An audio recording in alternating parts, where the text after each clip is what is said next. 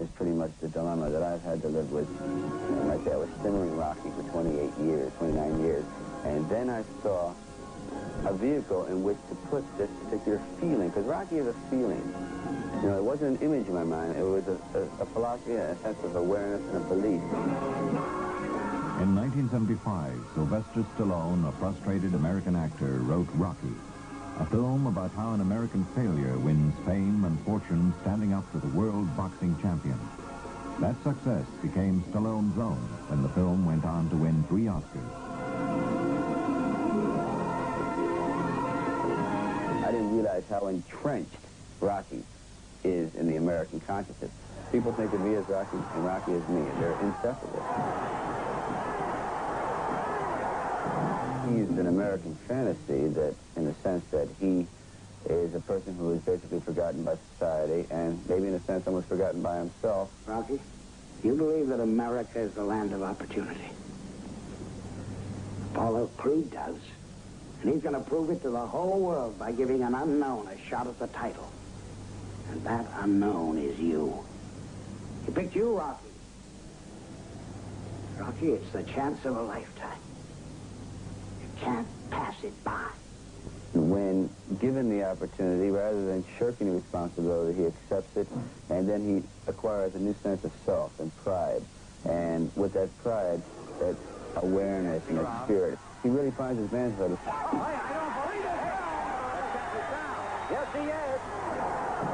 Rocky is like either, it's probably my shadow, my guardian angel for the rest of my life. It's definitely my symbiotic twin forever.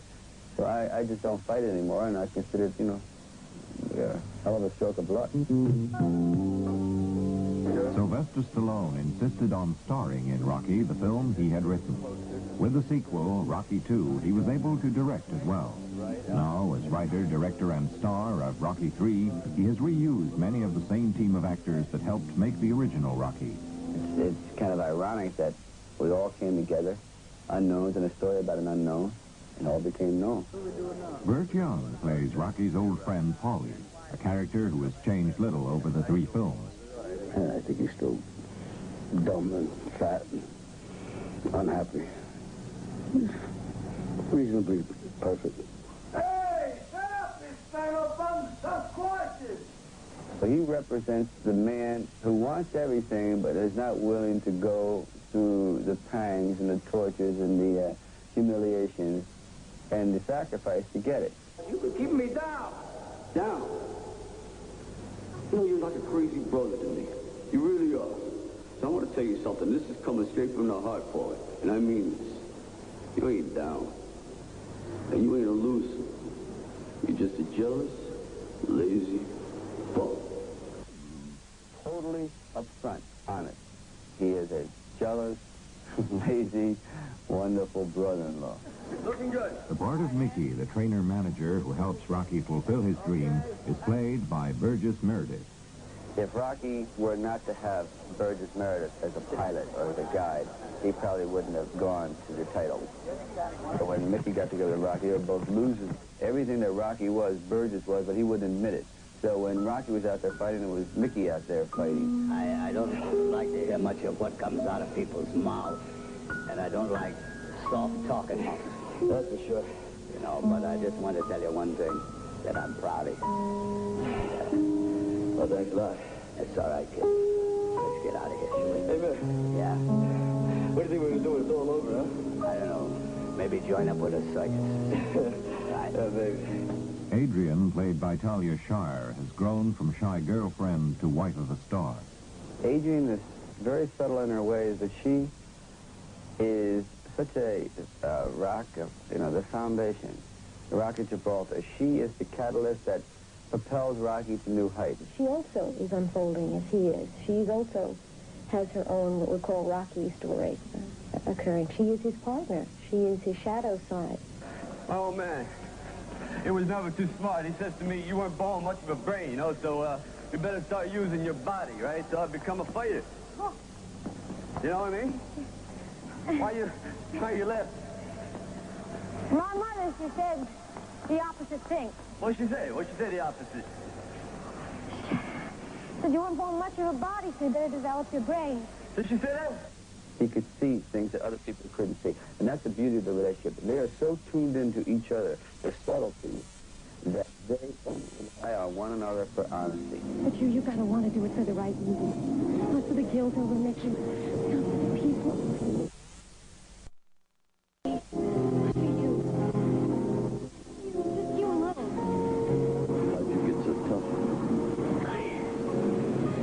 I live with a fighter.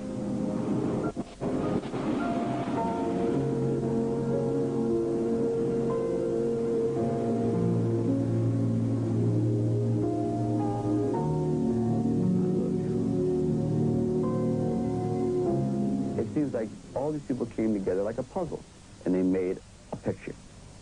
But without one of them, the puzzle is incomplete. So they just all seem to work in a kind of harmony. In the latest film, the problem is no longer of achieving the American dream, but of coping with the success it brings, a progress that Stallone can easily identify with. Rocky III, his life is taken out of his hands. Rocky has no longer become a fighter. He has become a civilized status symbol. He is completely dedicated to social work, charity functions, appearances, promotions of other people's ideas, products. He just doesn't have that much time for the ring anymore. He belongs to everyone. He's like a company that has gone public. Can I get a kiss? Yes. Get out of here! He's dressed in all gold. And the gold represents that he's gone away from his colors. He's gone away from everything. He is now a mercenary. Unwittingly, but a mercenary. After the success of Rocky I, in other words, winning the Oscar, I got a little carried away. I became, you might say, completely caught up in the fantasy and avoided the reality for quite a while. And it took me a lot of time, a lot of pain, a lot of, you might say, experimentation to get back to where I think I'm on a stable course once again. And that's pretty much what Rocky III is all about. Right. Okay, that would be great. So we go from there, pick me up. There's a new addition to the team of actors for Rocky III in Thunderlips, played by world champion wrestler Hulk Hogan. Hulk Hogan is here, Daddy, and because I'm here, I'm going to make Rocky III the movie of the year. Hulk is something else. He's for real. He's a ferocious-looking individual. Here, move.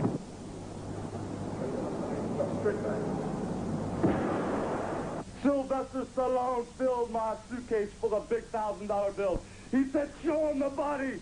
Show him what you've got to offer. He's the strongest individual I've ever seen. I never felt like a dart. I mean, a dart flipped me against the wall and it stick. Tough individual. Tough. Crazy man. But I love him. For the right price, for the right money, and at the right time, I'd even strangle my mother. Let's call it off. Oh, come on, it's a charity. You're wearing your anatomy out for charity. Nobody else does this much for charity. Bob Hope would. That's true. Why are they carrying him? He's walking. Rocky, you better call Bob Hope. Thunderlips is the culmination of every bad practical joke that ever lived. Thunderlips is here. In the flesh, baby. Oh, my God. The ultimate male versus the ultimate meatball. What seems like a fun-filled, charitable event turns into the most extraordinary slam-bang fest that I've ever been involved with.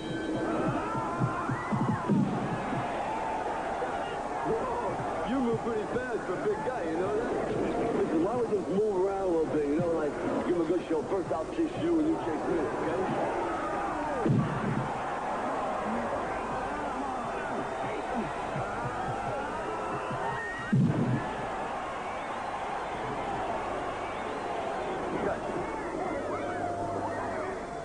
Not only does Stallone have to act in such carefully choreographed scenes, at the same time he is directing.